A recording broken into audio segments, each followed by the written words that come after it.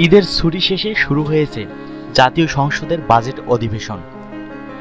শুরুতে বাজেটের উপর আলোচনা করেন প্রধানমন্ত্রীর বিশেষ দূত ও সাবেক রাষ্ট্রপতি হুসেইন মোহাম্মদ এরশাদ। বুধবার বাজেট আলোচনায় অংশ নিয়ে শুরুতেই নিজের ৬ বছরের কারা জীবনের কথা স্মরণ করেন এরশাদ।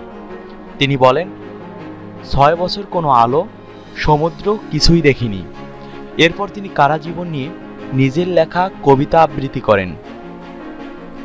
এরশাদ বলেন, ওরা আমার সব অনুভূতি আর চিন্তাকে হত্যা করতে চেয়েছিল, কিন্তু আমার দৃঢ়তাকে তারা দুর্বল করতে পারেনি।